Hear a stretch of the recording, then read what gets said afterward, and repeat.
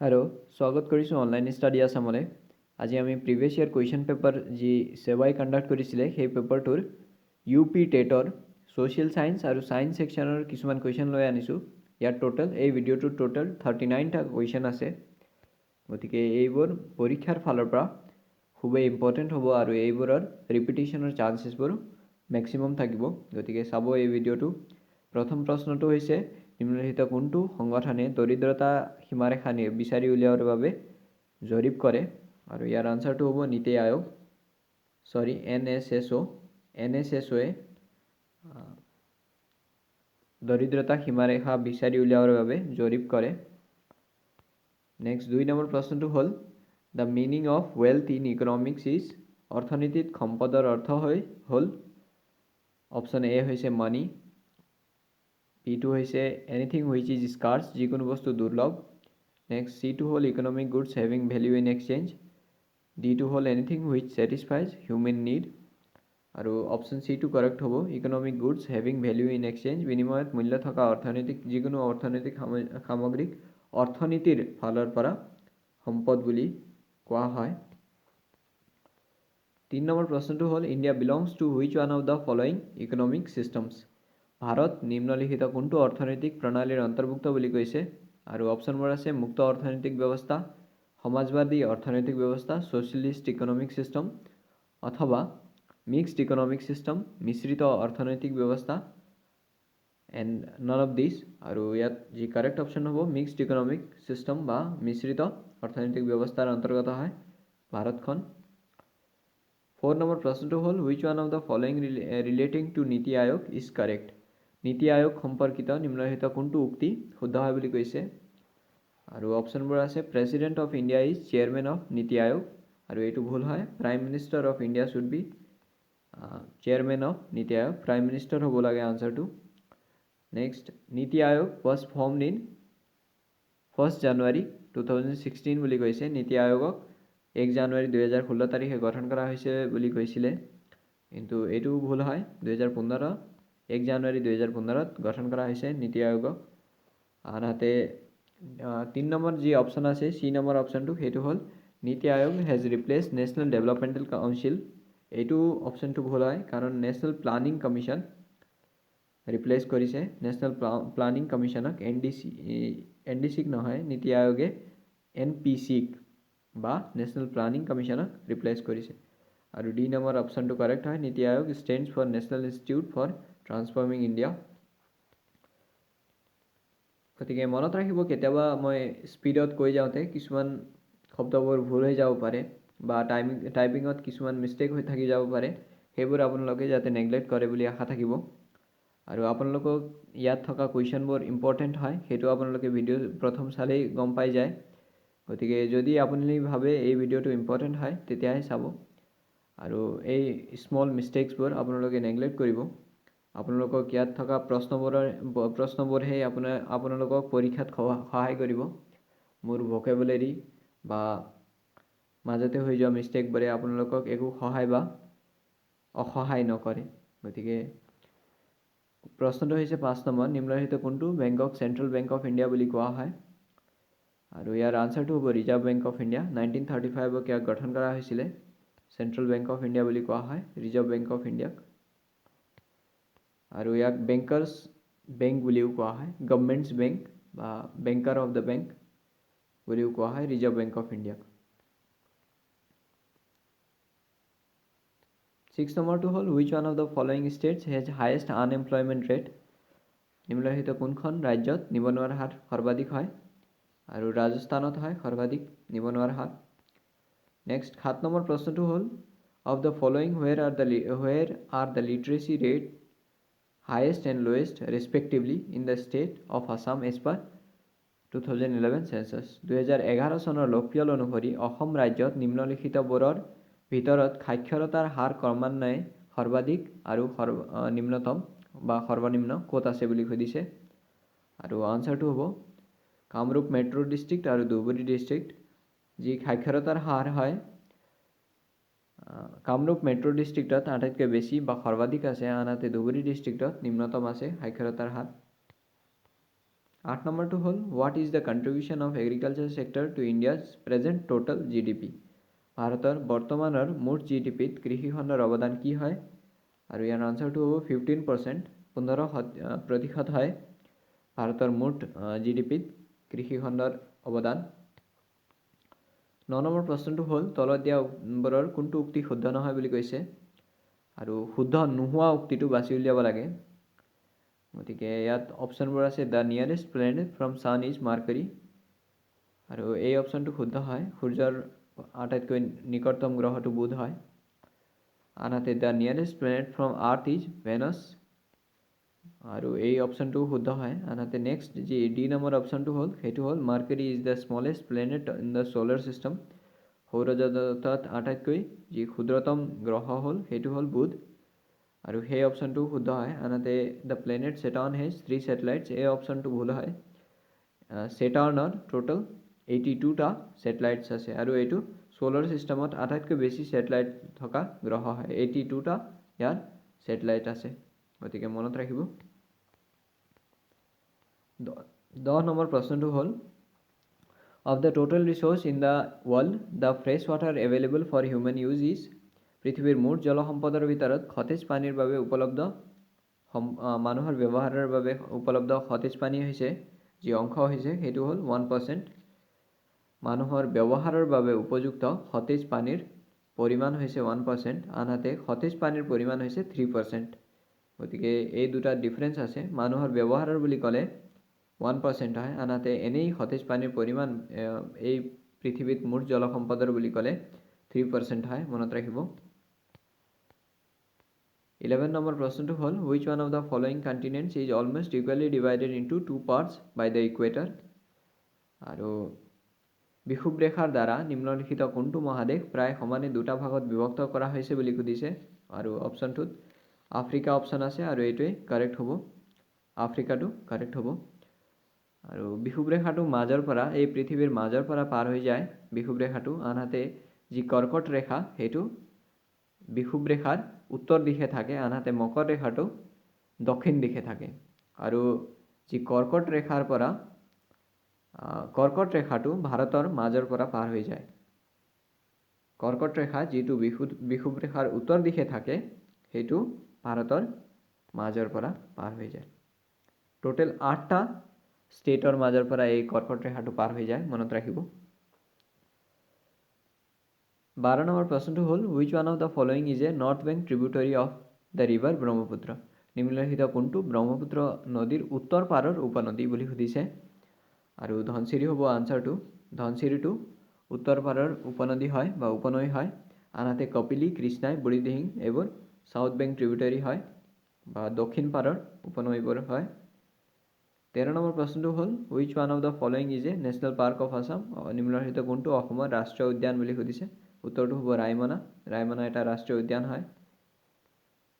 14 number প্ৰশ্নটো হ'ল ভাৰতীয় সংবিধানৰ প্ৰস্তাৱনাত কোনটো শব্দ অন্তৰ্ভুক্ত কৰা হৈছিল 1976 চনত 42তম সংবিধান সংশোধনীৰ জৰিয়তে, আৰু ইয়াত আনচাৰটো হ'ব ছ'চিয়েলিষ্ট। আৰু 3টা শব্দ নতুনকৈ এড কৰা হৈছিলে, ছ'চিয়েলিষ্ট, ছেকুলাৰ আৰু ইণ্টেগ্ৰিটি। ছ'চিয়েলিষ্ট, ছেকুলাৰ আৰু ইণ্টেগ্ৰিটি মনত ৰাখিব, খুবেই ইম্পৰ্টেণ্ট ফেক্ট হয় ইণ্টেগ্ৰিটি। গতিকে যি 42nd কনষ্টিটিউশ্যন এমেণ্ডমেণ্ট হয় তাক মিনি কনষ্টিটিউশ্যন বুলিও কোৱা হয়, mini constitution 42nd amendment act. 15 number প্ৰশ্নটো হ'ল who was the first chief election commissioner of India.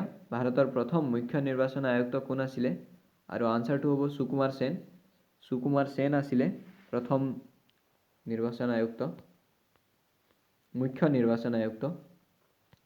16 নম্বৰটো হ'ল পঞ্চায়তী ৰাজ প্ৰতিষ্ঠানলৈ সৰ্বাধিক উপাৰ্জনৰ উৎস ক'ৰ পৰা আহে বুলি সুধিছে, আৰু ইয়াৰ আনচাৰটো হ'ব গভৰ্ণমেণ্ট গ্ৰাণ্ট, চৰকাৰী গ্ৰাণ্টৰ পৰা আহে যি maximum funds Panchayati Raj প্ৰতিষ্ঠানবোৰলৈ। 17 number প্ৰশ্নটো হ'ল who among the following was the first vice president of India, আৰু ইয়াৰ আনচাৰটো হ'ব ডক্টৰ সৰ্বপল্লী ৰাধাকৃষ্ণন, আৰু ডক্টৰ ৰাজেন্দ্ৰ প্ৰসাদ আছিলে প্ৰথম ৰাষ্ট্ৰপতি। আৰু এই কুৱেশ্যনটো খুবেই সহজ হয়, আৰু এইটো আহিছিলে ইউপি টেটত। গতিকে ইয়াত যিমানখিনি কুৱেশ্যন আছে সকলোখিনি কুৱেশ্যন ইউপি টেটত অহা কুৱেশ্যন হয়। আৰু ইয়াত পেটাৰ্ণটো এনালাইচিছ কৰাৰ কাৰণে ইয়াক এই ভিডিঅ'টো দিয়া হৈছে। লগতে এই কুৱেশ্যনবোৰ ৰিপিটেশ্যনৰ চান্সেছবোৰো মেক্সিমাম আছে। গতিকে মনত ৰাখিব। 18 নম্বৰ প্ৰশ্নটো হ'ল the first regional political party in India is. ভাৰতৰ প্ৰথম আঞ্চলিক ৰাজনৈতিক দলটো কোনটো হয় বুলি সুধিছে আৰু আনচাৰটো হ'ব অকালি দল। আনহাতে ফাৰ্ষ্ট পলিটিকেল পাৰ্টি বুলি ক'লে INC হ'ব বা ইণ্ডিয়ান নেশ্যনেল কংগ্ৰেছ। অকালি দলটো 1920ত এষ্টাব্লিছ কৰা হৈছিলে। 19 নম্বৰ প্ৰশ্নটো হ'ল what is the retirement age of the জাজেছ of supreme court of India. ভাৰতৰ উচ্চতম ন্যায়ালয়ৰ ন্যায়াধীশসকলৰ অৱসৰৰ বয়স কিমান হয় বুলি সুধিছে আৰু আনচাৰটো হ'ব 65 ইয়াৰ্ছ। আনহাতে হাইকোৰ্টৰ যি জাজ হয় হাইকোৰ্টৰ জাজবোৰৰ ৰিটায়াৰমেণ্ট এজটো 62 ইয়াৰ্ছ হয়। মনত ৰাখিব, খুবেই ইম্পৰ্টেণ্ট ফেক্ট হয়। সুপ্ৰিম কোৰ্টৰ জাজৰ ৰিটায়াৰমেণ্ট এজটো 65 ইয়াৰ্ছ, আনহাতে হাইকোৰ্টৰ জাজৰ ৰিটায়াৰমেণ্ট এজটো 62 ইয়াৰ্ছ। 20 নম্বৰ প্ৰশ্নটো হ'ল কোন চনত অসম পঞ্চায়তী আইনৰ দ্বাৰা অসমত পঞ্চায়তী ৰাজ ব্যৱস্থা প্ৰতিষ্ঠা কৰা হৈছিলে আৰু আনচাৰটো হ'ব 1994 চনৰ যি অসম পঞ্চায়ত আইন হয় তাৰ দ্বাৰা 3 তৰপীয়া বা 3 টায়াৰ ছিষ্টেমটো গঠন কৰা হৈছিলে। আই থিংক LP টেটত এই কুৱেশ্যনটো আহিছিলে যে অসমৰ পঞ্চায়ত আইন বা পঞ্চায়তটো ব্যৱস্থাটো কেইতৰপীয়া হয় বা কেইখলপীয়া হয়, তেনেধৰণৰ কিবা এটা কুৱেশ্যন আছিলে। গতিকে 3 টায়াৰ ছিষ্টেম হয় আৰু ইয়াক 1994ত এক্টটো পাছ কৰা হৈছিলে। 21 নম্বৰ প্ৰশ্নটো হ'ল Sarkaria commission was set up for reviewing the relation between. Sarkaria আয়োগটো কিহৰ বাবে গঠন কৰা হৈছিলে আৰু ইয়াত আনচাৰটো হ'ব চেণ্ট্ৰেল গভৰ্ণমেণ্ট এণ্ড ষ্টেট গভৰ্ণমেণ্টৰ মাজত যি কেন্দ্ৰীয় চৰকাৰ আৰু ৰাজ্য চৰকাৰৰ মাজত ৰিলেশ্যনৰ বাবে চেণ্ট্ৰেল ষ্টেট ৰিলেশ্যনৰ বাবে এই চৰকাৰীয়া আয়োগটো গঠন কৰা হৈছিলে। তাৰ উপৰিও আৰু 2টা আয়োগ যি খুবেই ইম্পৰ্টেণ্ট হয়, এটা হ'ল বিশাখা গাইডলাইন্স আৰু স্বৰণ সিং কমিটি। এই তিনিটা একচুৱেলি খুবেই ইম্পৰ্টেণ্ট হয়। স্বৰণ সিং কমিটি, বিশাখা গাইডলাইন্স আৰু চৰকাৰীয়া কমিশ্যন। বিশাখা গাইডলাইন্সটো ছেক্সুৱেল হেৰাছমেণ্ট এট ৱৰ্ক প্লেছৰ বাবে হয়, আনহাতে চৰকাৰীয়া কমিশ্যনটো চেণ্ট্ৰেল ষ্টেট ৰিলেশ্যনৰ বাবে হয়, আনহাতে স্বৰণ সিং কমিটিটো কিহৰ বাবে হয় আপোনালোকে কমেণ্ট কৰি জনাব। নেক্সট 22 নম্বৰ প্ৰশ্নটো হ'ল the Rig Vedha is a collection of. Rig বেদাটো কিমান হাইমৰ যি হিমৰ কালেকশ্যন হয় বুলি সুধিছে আৰু ইয়াত টেটত একজেক্টলি এই কুৱেশ্যনে আহিছিলে আৰু অপশ্যনবোৰো এই হিচাপতে আছিলে। গতিকে এই অপশ্যনবোৰে থকা হৈছে। অৱশ্যে যি লুচেণ্টৰ GK বুক হয় তাত 1028টা হাইমছৰ কথা আছে আৰু তাৰ নিয়াৰেষ্ট অপশ্যন হিচাপে আমি এই অপশ্যনটো কাৰেক্ট হিচাপে ধৰি ল'ম 1017 হাইমছ বুলি।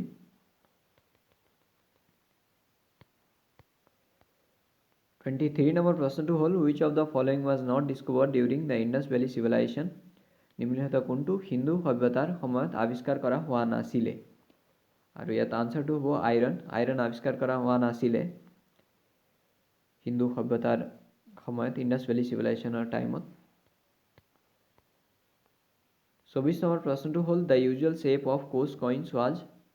কোচ মুদ্ৰাৰ সচৰাচৰ আকৃতি কেনেকুৱা ধৰণৰ আছিলে আৰু ইয়াত আনচাৰটো হ'ব ৰাউণ্ড বা ঘূৰণীয়া আছিলে, আনহাতে অক্টাগনেল আছিলে।